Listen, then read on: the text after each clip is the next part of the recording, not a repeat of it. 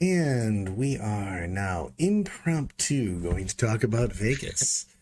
Completely impromptu. This was supposed to be earlier, but with Nick and Brad, but man, was this busy week trying to catch back up. So, I got the plague. Too many of you people walked around me, and now I am. My one white blood cell. I don't know if everybody knows this, but I have one white blood cell that's like Rambo that walks around my body, ambushing viruses. Well, it hasn't got to this one yet. So, hon honestly, Brad, I think it was the joke that you set up after sweep and clear, saying, "Well, what did you say exactly about this is the mission you can't lose on." And then I'm like, wait until I get my hands on you, Brad. Uh, yeah, Sweep and clear, baby. yeah, yeah. That's what I immediately I walked right into. I was just like, man, I don't know if I can take this. I'm gonna have a hard time, against Admech. I mean, well, you just looked at me immediately and went, well, you can't win against me. So I mean, Yeah. you're right about that. I was just like, yep, set myself up for that one. Set myself up. Walking into the joke grenades. But boom, we were victorious. We went And 6-0, 6-0, only undefeated team. And guess what? We played three of the top five teams and then five of the top 14 teams. Only one of the teams, and I believe it was our round one opponents, who were lovely gentlemen, didn't finish in the top 14 standings. So our strength of schedule was insanity. also, Pretty good. Been top team, top team, our top team. what was the last team we played, and is for Netlist, the gentleman from Denver. Yep. They had so many victory points that after they lost to us, they were still second.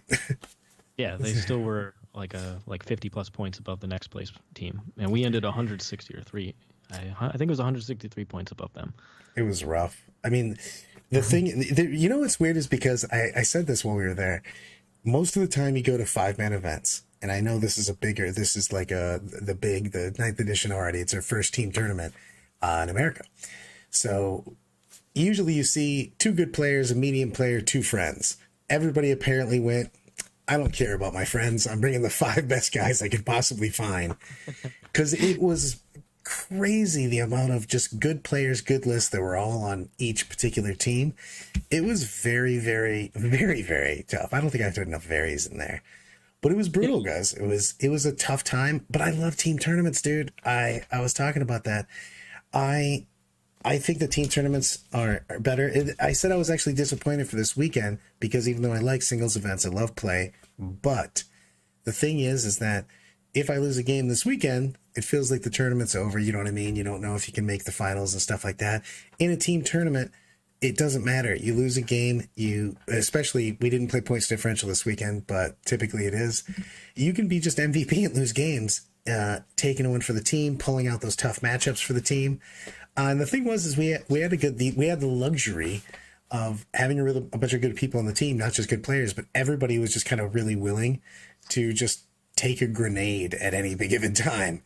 And that's hard though in team tournaments. I mean, we all know somebody, you know what I mean? Because it's tough to just lose, you know what I mean? Or take a match where you're just like, well, I have very little chance on this particular, especially you get matches. Some of the lists were very, very skewed. We had some serious go first lists that oh yeah. went. We had 6 AdMech planes, for instance, that said, "Hey, if I go first, I'm going to win. If I go second, I'm probably going to lose. Let's roll this dice."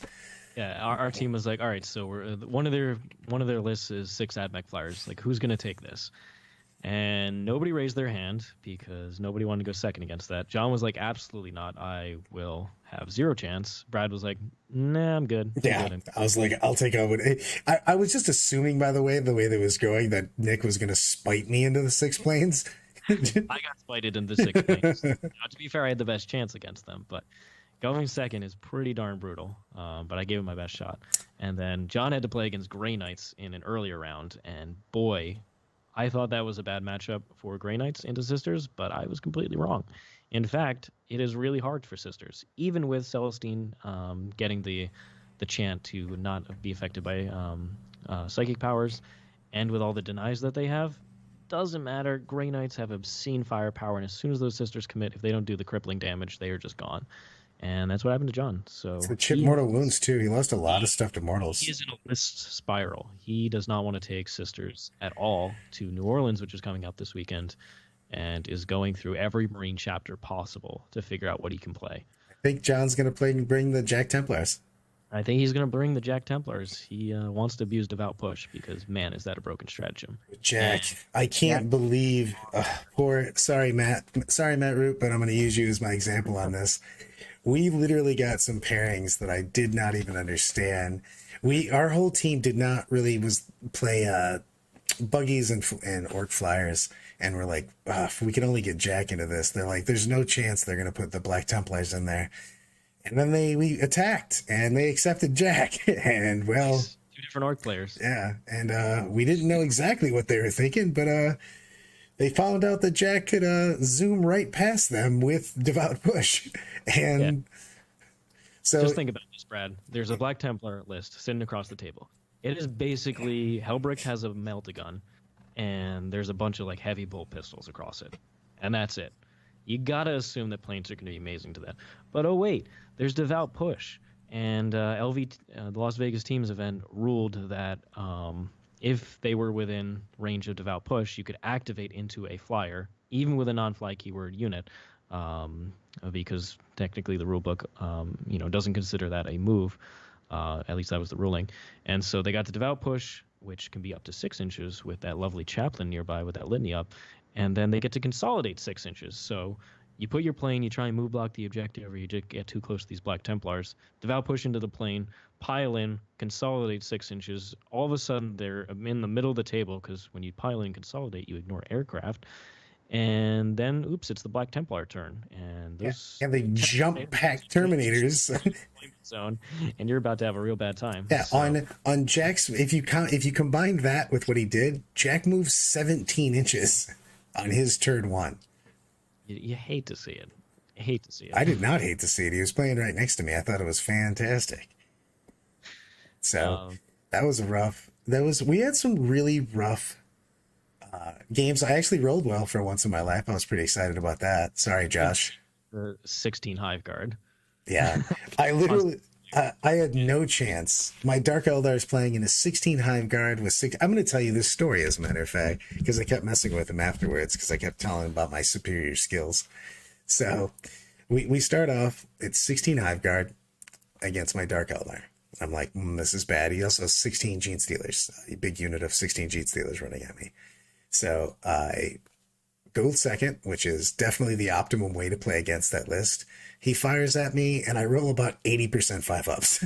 I was like, he's like, aren't you the guy I've watched you play. Aren't you the dude that's notorious for rolling dumpsters? And I go, well, apparently not today. So I barely lose anything.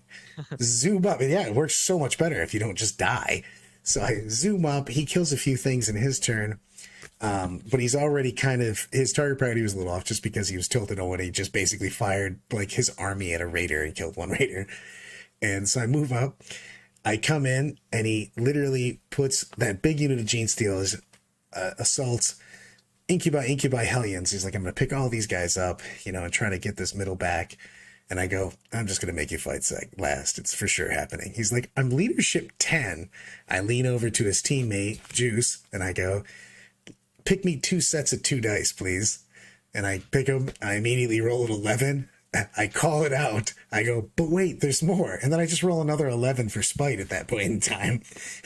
Proceed to kill all of the Gene Stealers. And then assault the next turn. I assault all the Hive Guard.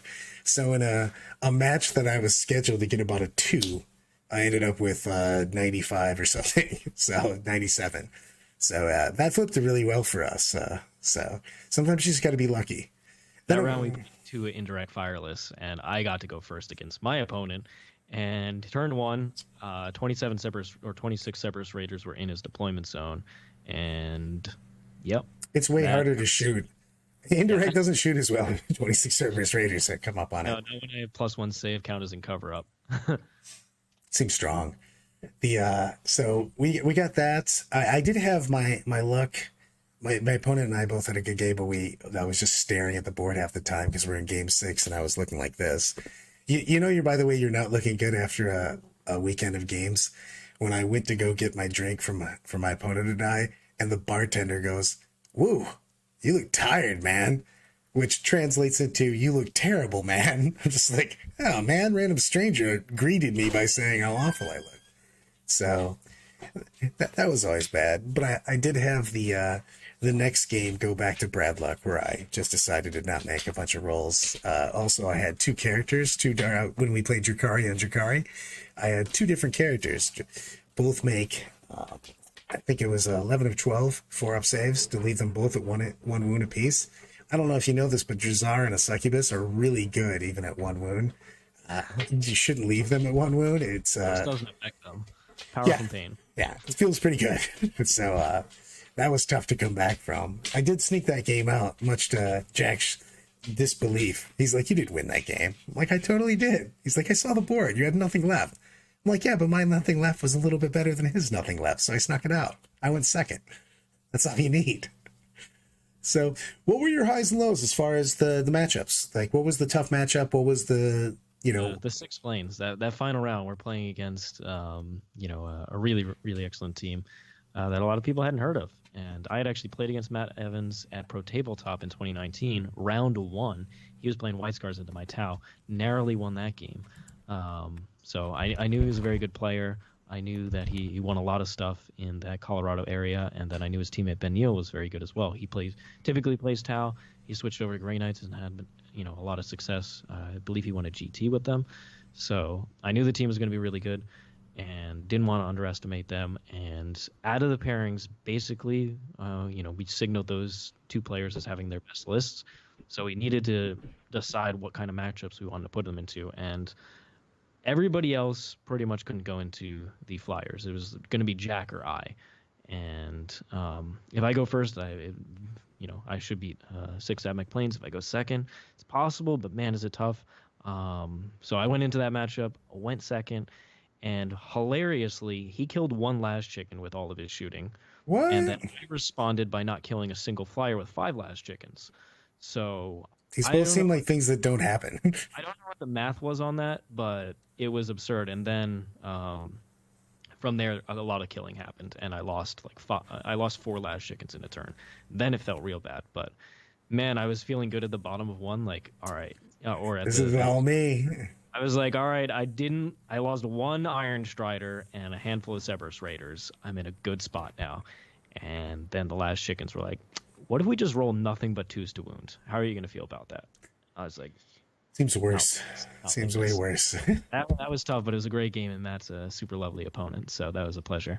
I got to play against a friend of mine, Jesse Sell, who's on the Team Titans. And man, at the end of the game, Jesse basically said to me that this is the worst beating that I've ever received in a competitive game.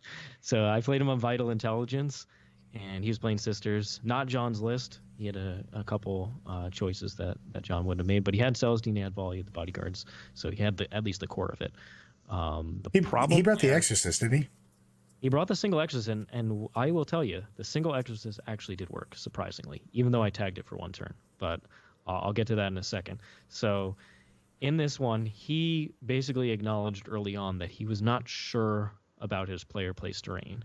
And at the end of the game, he was like, what could I have done better here and make this game closer? And I was like, essentially, the how you place your terrain, I couldn't have placed it better myself if I was placing every piece because he opened up so many firing angles.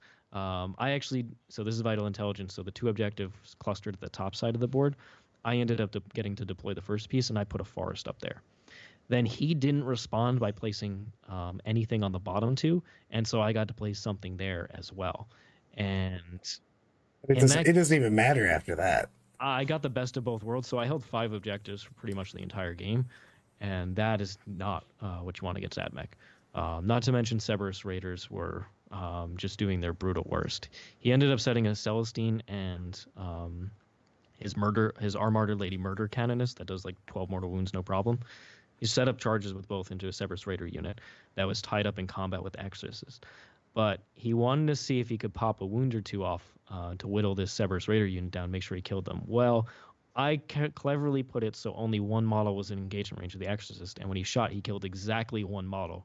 And at that point, I just pulled that model, and you fell back. Oh For some reason, God. you're free to fall back. So I ended up using the strat, and Celestine made a long bomb charge to her credit, but the Canonist did not. And now Celestine was right next to all my Rustalkers and brutal stuff. So she went down and proceeded to kill like 2 Separate Raiders the entire game and just get brutally assaulted by Rustalkers.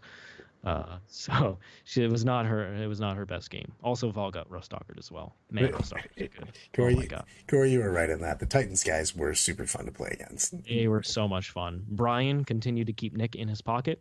Brian Bullen. It was all about Nick. Nick's right slid into that Into pocket. the pocket, baby. Deep in the pocket. So that was a pleasure. I got to actually watch a lot of that game after ours ended. I was watching Nick play against Brian. Really tight game, but Brian had bottom of the turn on Vital Intelligence, and a whole 2 bottom of the turn so good. And Nick just couldn't put enough pressure on that final turn. And also Brian's Scorpiuses rolled like fire. Apparently twice in a row, his Scorpius tanks killed 5 -1 to hit in cover interceptors. Jews, baby. So that was cool. I don't like the Scorpius tanks myself, but they actually did work for Brian, so that was good to see. We had some brutal games, man. I played so basically my weekend went Salamanders, Drukari, AdMech, 16 Hiveguard. So stuff happened. I saw a lot of those games. What happened in your second game against AdMech, the one where basically turn 1 he pushed his entire army into the middle of the table? There was definitely some thinking on your part in going into that. Yeah, I ended up trapping a lot of stuff. I basically tried to figure out exactly how little I needed to kill one of the flanks so that I could then respond one more time and not just get, blasted off the board. So I wrapped so much stuff in triple. We had a combat that was literally a combat that I wrapped into a combat that I wrapped around in a combat. So no matter what happened, I was basically consolidating down on one of the basically concentric circles of combats that I had going on, because he brought just all of the stuffs. I did not see Severus Raiders being used effectively there. Oh, that you were talking about the one where, not the mid one. Yeah. Where he brought like everything on the left flank and just said, figure it out. Yeah. Rest stalkers on the same flank, and I was like, what is I looked over, because when you're playing at a team event, all the tables are next to each other, 5 tables in a row. I can't really tell what's going on. You just like get a snapshot when you look over, and all I saw was an AdMech list that had like every single Rust Stalker possible. I think he was running 30 Rust Stalkers, all on the same like objective and same flank. And I was like, what is going on here? I didn't see any, Separate Raiders screening them. It was just a pile of Rust Stalkers. Well, I did kill literally 18 Service Raiders my turn 1. How'd you kill that many? Kronos decided that they were going to advance up and flame the bejesus out of them. And I just went full shots. I actually rolled 5 shots on both of them and used the profile. I ended up doing like 9 mortal wounds to myself at that first turn on the Kronos, because I was just like, these gotta go. So I just rolled everything into them and just murdered a ton. Well, hilariously, I was playing James Kelling's Drukari on the same round, and I did not lose 18 Severus Raiders in a turn to his Kronos. I lost a handful, which was plenty, which was, perfectly fine with me. So you gotta roll better, right? You gotta roll better. Ants Bionics. Exactly. He also did a ton of mortal wounds to himself. So that made the last chicken's job a lot easier on the next turn. I was hiding. I got the... You can go ahead. No, I just had I was able to snipe. He had went out just a little too far, where I was able to abuse the line of sight and the stupid rule of line of sight versus actual distance to him in 40K right now, which is I can't actually see the model that's really close to me. However, that model is really close to me right here, and I can see that model way, way down there. So that's kind of what I used for that. So we were looking at it earlier. He's just like, I feel like I didn't position that right. I'm like, if that guy was like 3 inches back, I would have not been able to do what I did, because I was able to flame and not get chicken blasted the very next turn, because I was hiding. We were playing on the Ork board, so there's a big middle piece of terrain in the middle, and I was able to literally sit behind it and hug it and flame and not get shot in return. And not getting shot by AdMech feels way better than getting shot by AdMech.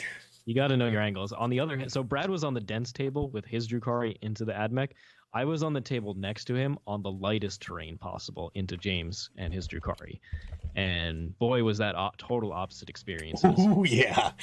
I was looking at your board and I was watching you guys play it. I was like, well, that would have been a dumpster for me. That's a lot of AdMech left. But I'll tell you, James and I both had brain fart moments in the game.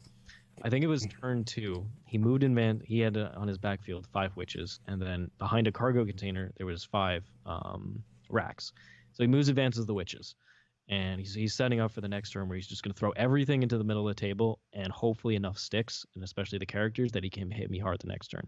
So he goes ahead and does that, and he at the end we go to the end of the turn to start doing my scoring, and I don't notice that nothing's on the objective because there's a big hill behind it, one of those big like 10-inch hills. So I'm just like, all right, so you're gonna need a 5 on primary, and he's like, I I actually made a huge mistake and didn't put the racks on the objective, and I was like, man, come on, just go ahead and move advance them. I just assumed they were there anyway.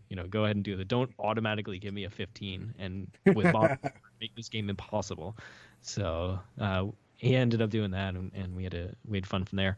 I ended up he put 3 raiders in front of me, and I used the whole beef of the AdMech army to just wrap every raider so he couldn't disembark, and intentionally not killed them. So he had like Trueborn stuck in a raider, he had the Archon and Incubi stuck in one, and then a Succubus in the other one. But I couldn't fully wrap the Succubus one, so I was like, all right, I'll just go ahead and shoot it. One Succubus, she's going to kill 1 unit, and then I'll get rid of her the next turn, so whatever. So I resolve my shooting, try and finish off the Chronos, try and finish off this Raider, and I end up declaring 1 last chicken into the Raider, 1 last chicken in to finish off the wounded Chronos. And what actually happened was I rolled 4 shots into the Chronos and murdered it, and I realized at the end, I was like, I totally declared both separate, and I somehow resolved all 4. Do you mind if I not be a knucklehead? And he was like, yeah, no worries. Just reroll 2 shots. And I was like, into the Chronos and then into the Raider.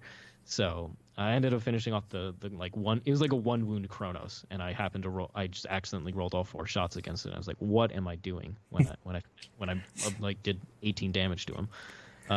So I rolled into the Raider, ended up killing it. Like I said, I couldn't fully wrap it, so the Succubus was going to get out and kill something, whatever. And he just rolled the 1 on her, so the Succubus just blasted into the warp and didn't get out of her transport.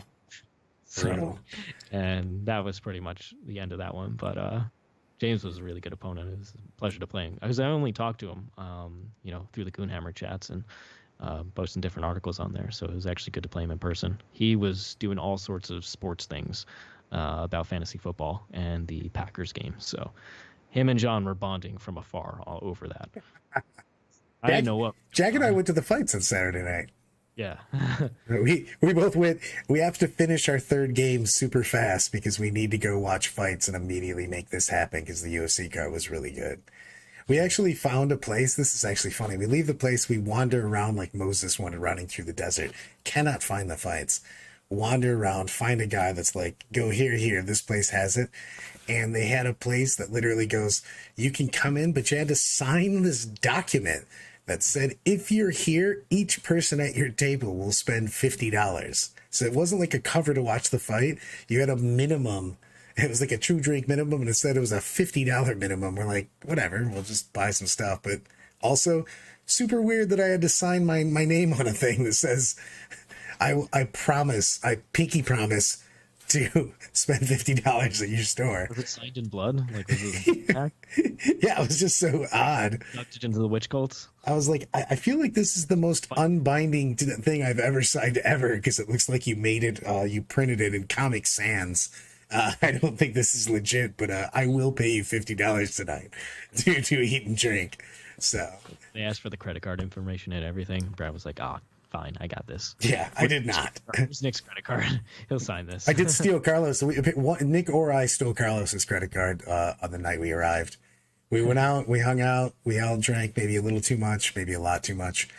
And Carlos goes, yeah, I don't have my credit card. And later on, after game 1, I go back to the room. to do my customary try to get my mojo back together, and I look on the counter and I just see Carlos. Credit card's just sitting in the middle by our TV, and I'm like, so one of us, I don't know which one, stole his credit card and just said, I'm taking this with me. So he was very happy to receive his one means to pay for anything for the entire weekend back. So it worked out for all. It is not cheap there. No. Every time I go, I'm like, oh my God, wow, how is this? We go to Florida, to Vegas, and it's completely different. I'm old enough to remember. So you guys are all babies. Yeah, I remember when Vegas used to be super cheap for food and stuff, because that's how they lured you in. Now everything's, holy God, expensive.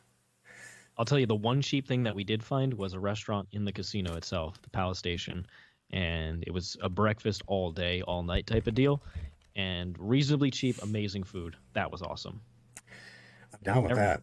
Obscenely overpriced. Yeah. I mean, we had like a random dinner and it was $150. I'm sitting in my Harry Potter travel gear with my backpack with me. I hadn't even been to the room yet. I'm just like, feel like I'm overpaying for my one meal. Anytime you're eating dinner in a pair of random shorts. One more funny thing before we answer anybody's questions from chat. So before the event, like we had to get a flight out of Orlando, so there's no drive with it, and we stayed at my parents' place. And Nick has had to pay up on a bet for a long time, and that is writing essays on watching the extended Lord of the Rings and then writing essays on them, based on whatever topic we come up with. Because John and Nick, if you're an old school follower of the channel, when we used to be on Twitch, ended up doing a bet. And whichever one of them did better on my final exam, my history final exam, would get to, do something. So if Nick lost, he had to watch the extended editions of The Lord of the Rings and write essays on them. So Nick inevitably lost and didn't do as well in the final as John. And so he did better than I expected, though, to be fair. But he ends up having to write an essay. We watched Fellowship pretty early, and then he wrote an essay on it, and boy, God, was it the worst thing I've ever read in my life. It was. If you were a high school student submitting something that you wrote the night before, you would be embarrassed to turn this type of work in. So just to give you some context, I need to dig that essay up so we can repost it in the war room, but I'm on it. Now, we're watching, so we picked that day to watch The Two Towers, and Nick is nothing but complaining throughout about how long the movie is and about the Ents. He cannot accept that the Ents are the most boring part of Lord of the Rings, and he just hates the scenes with them. So he likes tree people, but just hates that they're so slow and slowing the pacing of the movie. So he ends up just complaining throughout it and missing all the glorious context and all the things that they're setting up. And now he is writing about the Ents in his essay. So as soon as that is ready, we're going to push in the war room and probably on Discord. So look forward to that. But yes, I saw Aragorn there, and I wanted to talk about our Lord of the Rings adventure before the event. Corey just put something that's near and dear to my heart. What did you think of the format win-loss versus points? I have very strong... Thank you, Reese, for running the tournament. It was very well run. Everything was great. I hate with passion of 1,000 suns, win-loss versus points. A team tournament, everybody's score should count, especially when, say, for instance, you're the first defender and you're taking their hardest matchup. Even if you lose every game, if it's a point situation, if you're getting in a 100-point system, if you're getting 60 to 80 points in every single game, you're literally MVP. If you're taking the worst matchup out in that format, you're just the guy that lost 6 games. I don't like that at all. It also means that it doesn't matter how much you win by. So if Richard and I are playing and Siegs beats me by 1 point, it might as well be 1,000,000 points. You know what I mean? So it doesn't give any credit to having 2 good players play against each other. So I did not like that format at all. I really like team tournaments. Don't get me wrong. Love the team tournament. Love the fact that they put it on. As far as the format, though, points differential is just so much better. It's more of a team. Everybody's score counts. You can play also in pairings. You can actually pick somebody. If you think that no one on our team is going to beat Siegler's AdMech, that you can put one of your players that you think is going to score the most points versus that AdMech. It's literally a team concept as opposed to just a loss. You know what I mean? If That's what we did at the actual event. Like against that particular list, we put me in there, and I ended up going second and still somehow scoring 72 points in that loss. right, which in a points differential would have made a huge difference. I'd be like, oh, this was going to be like a 20 points for somebody else was just going to get tabled, and instead I got some points out of that game. Didn't end up mattering because we didn't do that format, but I like actually having a goal in each game, and even though it's not going right, I can still keep it close, keep it tight, make the best moves possible. It also makes you play till the end. You know what I mean? Because you need to, you need to limit their points. Once you're just going to lose the match, it doesn't matter anymore. You know what I mean? So I love playing. Don't get me wrong. Team tournament is hands down, laughably my favorite way to play. I like it so much more than any other way. I think it keeps you involved the entire tournament, no matter what's happened, because you have to basically, even if you lose a game, you lose a game or two, it doesn't matter. Every single round's a fresh tournament almost. You know what I mean? You have to get your mojo back together. It doesn't matter what happened that last round. But I think that the problem is that it makes it unfun, especially if you have one guy who's dedicated. He has that defensive list. He's playing a Death Guard or something. He's got the defensive list that's supposed to just take as many points as possible in a win-loss format.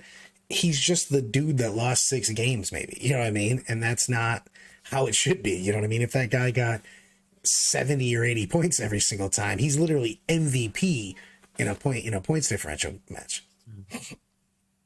So yeah, I was surprised they ended up going, because they put it to a vote. They originally proposed it, then ended up, like a month or so later putting it to a vote, and somehow this format won. I think they essentially agreed that it was a simpler format because a lot of people were playing team events for the first time. ATC hasn't happened since 2019, and there's a lot of newer players in the competitive scene.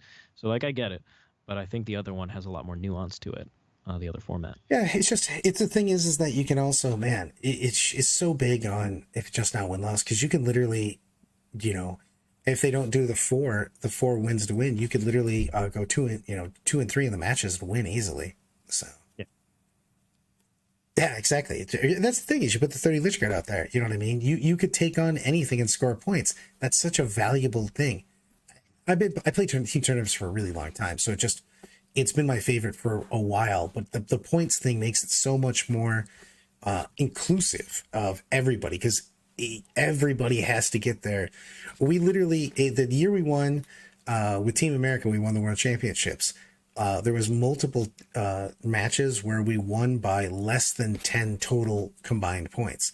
And there was one we won by literally 1 point, and one guy got 1 point. You know what I mean? So scraping any point, this is on a 20-point system, but scraping those points together is such a big deal. Everybody's points counting is so huge, but it also makes your games feel like, you get to that point in the game where I have lost that game, you can't pull it out.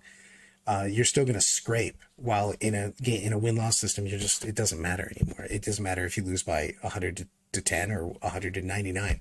It's still just lost. Yeah, we talked about a couple of the games that we personally played, but our overall path, we played in the final standings 3 of the top 5 teams and 5 of the top 14 teams at the event. So round 1 we played Lightly Salted. Then round 2 we played against Untitled Midwest Project, which is former Team Happy. And then round 3 we ended up playing against the Tabletop Titans guys, which was lovely. Round 4 we played against Advanced Warfare, which we had pinned as the second best team at the event, the one we were most worried for. Round 5 we played against Team Battle Brothers, Sean Naden's team. And then round 6 we played against the Denver Mountain Trolls, and Matt Evans' team. Which are so many solid lists, by the way, all the way down there. Yeah, we played a lot of good players, a lot of the top players there at the event. Would have loved to play like Pro Tabletop and Team Rect as well, but didn't end up getting the chance to play them. We had a rough ride. There was we didn't have a lot of time off. It seemed like we were really just going. And everybody, John and myself and Jack just kept waking up at 6 a.m.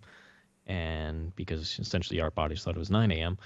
And then we were by like 7, 8 o'clock. We were like, we're done. We need to go to sleep. So there wasn't a lot of going out and doing anything.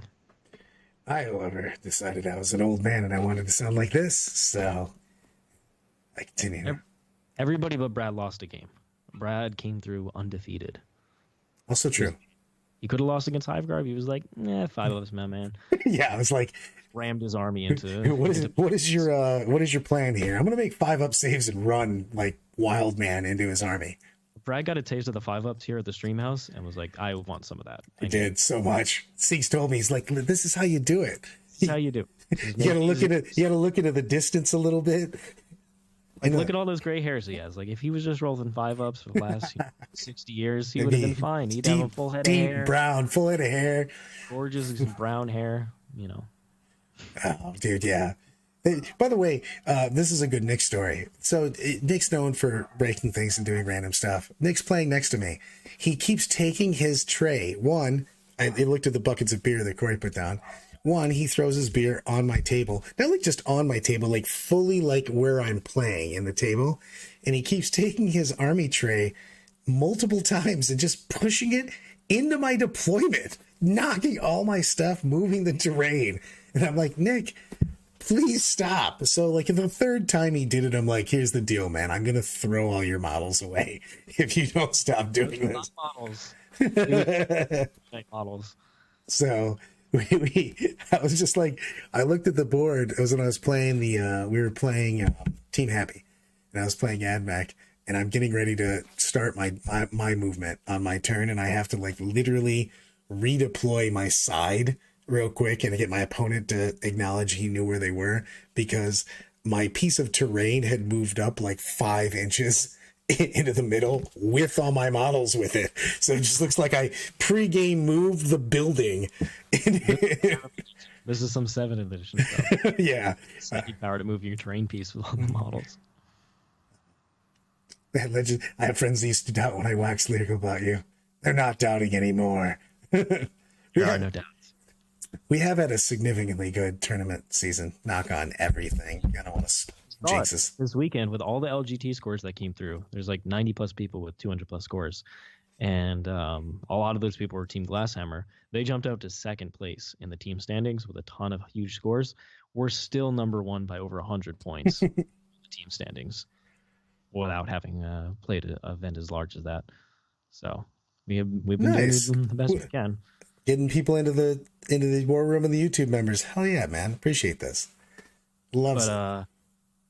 As we speak, we have written a bit of a combined article with each of us giving our thoughts on all the effective things you can do about a team event, why team events are awesome, how to create a team, stuff like that. So look forward to that content coming out soon, probably on Goonhammer, which are our lovely friends. Yeah, I would stress, I'm not going to lie, guys, if you're not playing a lot of tournaments, if you get a chance to play a team tournament, it is actually a better way to get into the game. I mean, RTTs are obviously the easiest way to put your toe in the water. But as far as when you go to a larger tournament, you get to that big major type setting. Team tournaments are very forgiving in that, because again, even if you lose something, you learn, you move on to the next round. Every round's like a new game, a new tournament basically.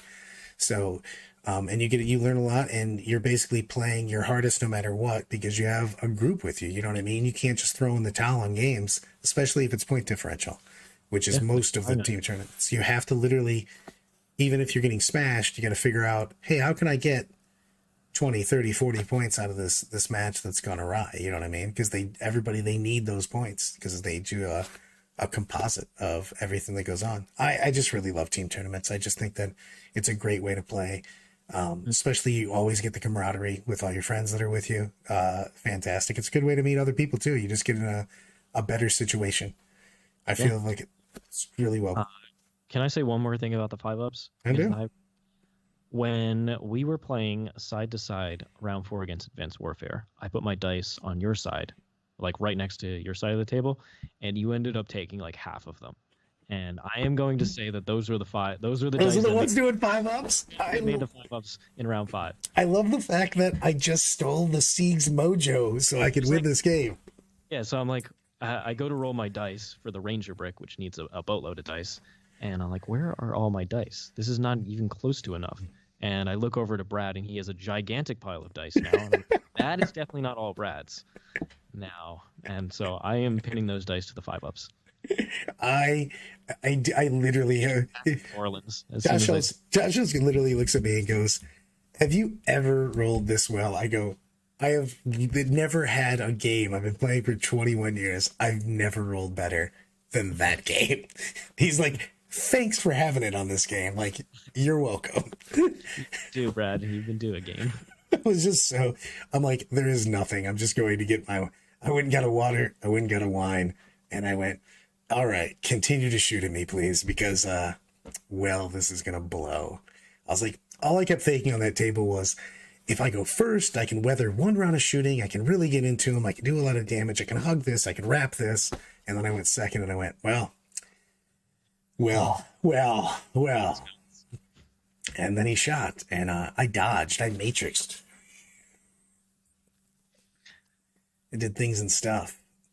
What if you looked at it, if you had to go do this tournament again this next weekend, if we were going into Vegas Part 2, what would you change, if anything, list-wise? Those guys told me to run a bunch of Last Chickens, and Last Chickens are terrible. There was no reason for them, and in the matchup where they were supposed to shine, they did nothing. If I just had 500 points of anything else, like servitors, just total trash. 500 points of servitors, just 500 points of servitors. Smash the board out. I would have just flooded the board with stuff. It's just so much better. So I wish I ran my Metallica list. That would have been much better than what I had run. But they wanted a scary list that could help go into Orks with Jack. And because, you're playing Orc buggies and some flyers. You don't want to play against 6 Last Chickens and the Ranger Brick. So they would end up picking Jack, and then Jack would just do Black Templar things. So that was the philosophy on the team event, because everybody was most scared of Orcs, I think. And ended up being that Last Chickens were completely pointless. And I basically played with 500 points in my army in every game because the Last Chickens did nothing. That's amazing.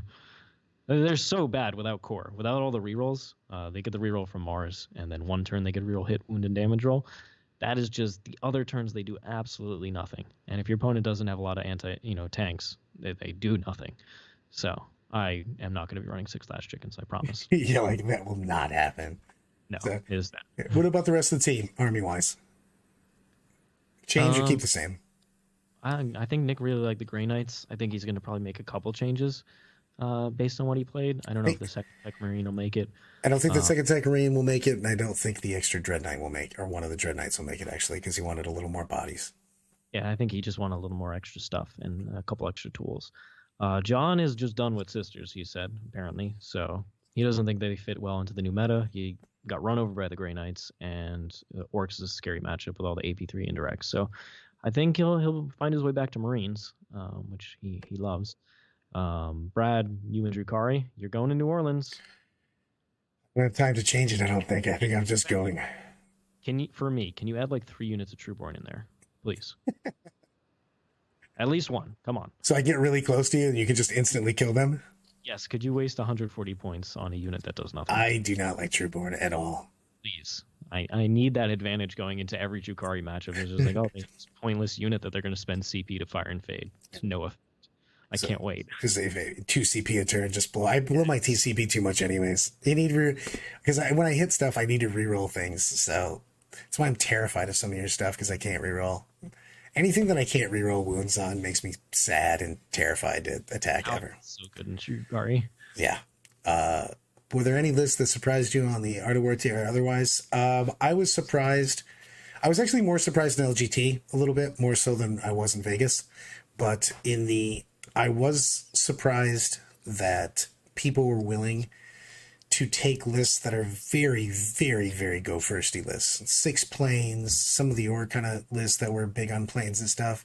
It just felt like if you didn't go first, you could have a terrible matchup. And that is surprising. I mean, I guess I'm surprised from my point of view, because I'd rather take something that I can hopefully use player skill to win on. And I feel that those lists were very, very front loaded on I'm going to go first kind of thing. It made full sense to me, because it's a 500 plus person event. There's 5 rounds with a cut to a top 4. So that means with that amount of players, there was going to be 16 or so undefeateds.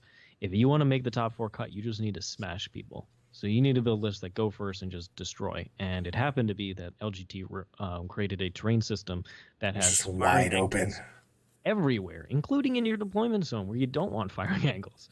So if you bring a bunch of guns and you go first, you're going to destroy somebody on that terrain. Is essentially what it is. And guess what? AdMech are better than armies like Drukari and Orks at just destroying somebody in their deployment zone. Oh, So 100%. surprised for me to see AdMech ending up taking it. But I I feel like I thought they were the huge favorite on that because they also had infantry they have a ton of infantry they could utilize, the infantry pieces of terrain, and then they had the strike. There's just so many lists. I mean, like you saw like the Adman getting blown away by the Iron Hands going second and stuff like that. He literally, I mean, you think about the finals. The final was a 12-minute game. yeah, it was like conceded in turn 1. So Yeah. yeah, yeah, I hate to see it, but I think the terrain and the format played a lot into the lists and what ended up doing well. So hopefully, maybe they'll relook at their LGT terrain. I mean, it was it was the biggest event we've had in 9th edition, but I preferred the player placed FLG terrain felt fantastic in that match. You know what I mean? FLG recognized that the terrain is not the best for 9th edition. It's not designed for it. They've had it for a while, and they don't want to go through and design tons of new sets and retire those. So what they do, they innovated. They came up with a system where their terrain is effective for 9th edition games, and it's effective because you get to place your terrain on your half of the board, which I think was great. I never felt like I lost because of terrain. Yeah, it gave you a chance to at least deploy. Yep. You know what I mean? And that's the thing. You just don't want to feel like you have no say-so on the game. That just... Ugh. Even against the 6 AdMech Flyers, I positioned my Infiltrators and my Cerberus Raiders in such a way that the planes had to come all the way up right next to me in range of every gun in my army and away from move blocking his infantry. So I actually got Rustalker charges off. So like even I was able to set up the terrain that I could mitigate the type of damage that army can do. So I really like player place terrain. 100% on that. It makes it feel, anytime you don't feel like you're just going to get smashed on turn 1, I never want the turn 1 die to feel like it's a big deal. Should play 5 turns. Agreed on that. What do you think about the difference in play before we kind of move on that? What do you feel about the differences in player place terrain versus the GW terrain we'll be playing at this weekend? I prefer consistent terrain. I prefer having a standardized set that you play on, even if it can change based on mission. I think that's perfectly fine. So I really like that when they introduced it at LVO 2019, where it would change based on what deployment mission you're playing. Yeah. And Games Workshop Orlando, and now New Orleans is doing the same thing. So I really like that. I like playing on the same pieces and having consistent type of player experience each game, kind of like Pro Tabletop used to have. So I'm a big fan of the GW terrain, and I really like that you're not getting blown up in your deployment zone turn 1. Pretty much only Orc AP3 and direct fire is going to actually do a lot of damage to you in your deployment zone, and that's just because Games Workshop somehow allowed that in the game. But if that didn't exist, like there is nothing that's blowing you up because you can actually move block and on these types of boards help protect against things like flyers. Agreed, and more agreed. So I can't wait. Say again? I can't wait for this weekend. We're going to New Orleans, back-to-back event weekends. Brad, are you sticking with the Drukari? I'm either going to stick with Drukari or I'm going to round up in the next, because my plane leaves in, 4:10. I get on a plane in like 10 hours. So if I decide that I want to play Orks, which is what my original plan was, but I hated the fact that everybody's playing buggyless.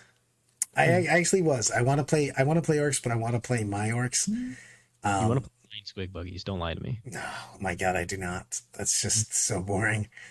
I do like some of the bug. I think the Orc Codex is really, really good and it has options. I just feel that the fact that the entire community is just taking planes, buggies, nothing, just derp up. It's not a very challenging army. It's not fun. It's not a fun army. How about that? Matt Root was actually saying that. Yeah, Matt played. What did he play? Modern Warfare, Advanced Warfare, whatever their team was. Advanced Warfare. He was like, the list is good. He goes, I just hate playing it. It's very, very boring. It's just, I just don't. I want to be involved. I don't know any army I want to play. I mean, we all know clearly that I will bandwagon anything I feel is really good, but I also want to have fun while I'm playing it. I want to have an engaging time, and also I want to feel like my decisions make a difference in whether I'm winning or losing the game. I want to feel like my generalmanship actually comes to play. I do. I want nuanced Orcs with the WOG, I guess. Can we get you playing Salamanders? Vulcan's about to smash you with a hammer. I do like salamanders in this. I'm not going to lie. I actually thought a lot about playing him in this format, but I wanted to test more, and I was basically doing most of my testing based on the. Tell you the truth, I was really getting ready for the team tournament, and then everything else was kind of after that. So unfortunately, that's kind of where it happened on that. I don't want nuanced orcs, but I want orcs that aren't just buggy flyers. There's just other stuff. I mean, there's so many things happening in orcs, from commandos to storm boys to beast bosses to squigs. There's just like a lot of new things and revised things in that codex that I think are really, really cool.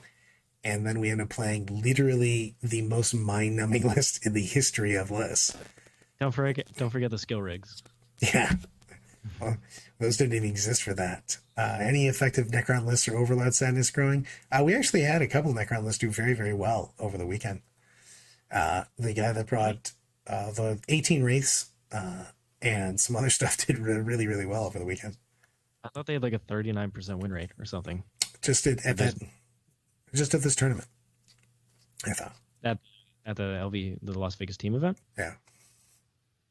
Oh, I didn't see that. Yeah. I know at LGT they did not do well because they don't want to get blown up in their deployment zone. No, but and also just Necrons absolute trash. Yeah, actually, Necron shooting's trash, and the fact that they're just a great infantry army doesn't matter if you can't hide anywhere. It makes no difference at all. You're like, hey, I'm going to hide behind there. You're like, you mean right there? I'm going to shoot you. You're like, oh, cool.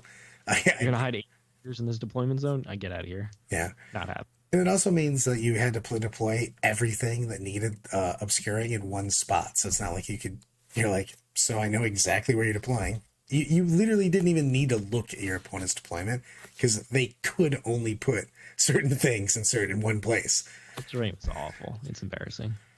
I just can't believe they didn't make those other 2 in your deployment zone obscuring. You just couldn't do anything about it. Frontline made forest obscuring. You can do anything. Just put keywords on it. Yeah, that's true. That was funny. Your terrain isn't amazing, and just fix it. Fix it with keywords. I'm not going to lie. I didn't even realize that until game 2 or 3.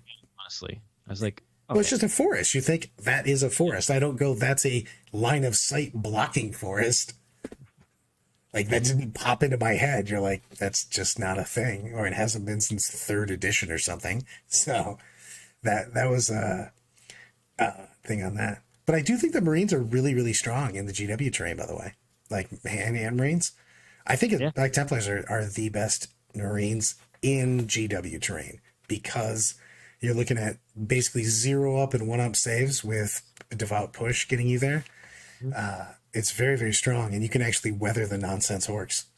So, and also you with the freebooters, you can reserve things and put things behind stuff because they have the forest in the back. You can literally just not give up the freebooter +1 because it's too hard to kill any of your larger units. So you can actually not get it. Exactly, very dense terrain. I mean, we had hard cover. I've never even seen a piece. Heavy cover. Yeah, I've never played on heavy cover, but Frontline created a board that had heavy cover everywhere, and the whole thing. Jack, that is where you live, on heavy cover. Yeah, that was hilarious. Terminators. That was so nuts. You're like, hey, I'm going to take my Terminator stave. It's currently a 0 up because of the terrain. You're like, what? My AP2 is not doing anything. Uh-oh. Yeah, you're just bouncing off stuff. It was just crazy. I liked the fact, I mean, they put on a good event. You know what I mean? Everything worked out pretty well. And I would definitely go again. So. I can't wait. Next year we'll have ATC, hopefully. So American Team Championships. Heavy cover is it? Hold on. Everybody that probably doesn't know, because it is in 0 pieces. By the way, if you look through the GW packet, it is in 0 pieces. Neither is inspiring, which is so disappointing. You gotta get that personal leadership. But the heavy cover gives you +1 save in close combat, melee combat. So it is on literally, that keyword is on none of the terrain, but FLG just threw it on there. +1. But there's certain people that like actually, I'm not gonna lie, that's why I wanted to see more commandos, because I think I gotta look, because commandos actually have the rule that they add +2 to whatever the cover save is. So they're benefiting from cover. Yeah, so they actually get a real save in hand to hand, just because of the fact that if they're in heavy cover. So it's pretty hilarious. I was just like, I liked it. I mean, I liked the fact that there was more keywords and stuff. It was different. Yeah, And I'm okay with different. So it made every table feel different, which I liked. yeah, I There's played. actually you to pick I'm, your table. I'm not gonna lie. I think I played on the orc table like 4 to 5 times out of that, and I didn't do it on purpose, by the way, because I was just getting a lot of times I was just getting thrown on whatever. So I played on the light board 5 times and the field base once. nice. Apparently, it was they were trying to tell me that I should take orcs this weekend. They're like, Brad, summon your inner orc. You need to walk. You need the Wah. Feel it, baby. Feel it. I want you to play Drukari because I love playing against Drukari. It's like, Because I love letting. let me tailor. Let me tailor. Let me, Taylor. I was just about to say, you're like, look, I need you to make any list changes. No, he's not taking Tau. There's going to be a lot of AdMech keyword. AdMech is very strong, especially Sink's list. I was actually surprised that no one took your list, Sinks. The Metallica one? It's very complex, though. That's the problem. Is I don't think that a lot of people are willing It's to. not plug and play like Mars, so I haven't seen people copying it very much. And I'm not taking Tau because the bodyguard keyword exists, and Tau don't have any answers for that. You just lose because Celestine is 6-inch heroicing on an objective that you can't shoot at her, and Tau combat is terrible. So hopefully He's not the wrong. next whenever Tau get rules, hopefully there's some solution to that because it is just unplayable right now. Dude, The system will completely change Tau. yeah, bodyguard keyword with extending out just as tough. It is silly. It should not. If the character is the closest visible target, you should be able to shoot it regardless of bodyguard. It's ridiculous. I don't know what they were thinking. It's brutal. So, what do we got coming up for the while we're gone? Six, tell everybody that's going on for the rest of the week. Yeah, well, we got I believe we have a clinic that's going to be discussing the New Orleans and breaking down the lists that are going to be live on Friday when the tournament starts. And then, Brad, myself, John Lennon are all going to be traveling to the event to play. Jack might be traveling, as well as Mark Perry. Still not sure on them. And then, of course, we have Mr. Nick Nanavati. It's time to potty. He is going to be commentating on the GW stream. So definitely pop into the GW stream and say hello to Nick. And I'm sure he's going to be excited to commentate once more. Hopefully he'll be able to figure out what Rustalkers do this time. Because they are not Rust infiltrators. As he combined all the rules when he was talking about them. It's like, no. Rustalkers are good, but they're not that good. I love everything about that. Apparently, Brandon Grey Knights don't need that whatsoever. They just destroy sisters anyway, as John Lennon found out. So apparently, you don't need it. Just when they commit, make your saves and then shoot them off the board. That's how you beat sisters. Or just make a bunch of mortals also. Yeah. Yeah. The army also doesn't have a whole lot of answer to that. The bodyguard rule is fair amounts. They have denied. They have the chant to not take psychic powers, but man, is that apparently not enough, surprisingly. Bodyguard rule is not fair and balanced. It is anti-Tau. It must be destroyed. It is anti-Tau. It is not for the greater good. So, well, I hope everybody it comes out and checks us out. We're going to be doing a lot of updates in New Orleans here. So we will be posting everything we're doing, and hopefully Art of War comes back with yet another. See how I shamelessly plugged our past tournament victory. So thanks for hanging out with us, everybody. Hopefully more of us can get our names on that plaque with the trophy. That's right. I'm ready to rock. All right. Deuces, everybody. Thanks, everybody, for joining us, and we will see you next time. Join us for the content this weekend through the Warhammer TV channel.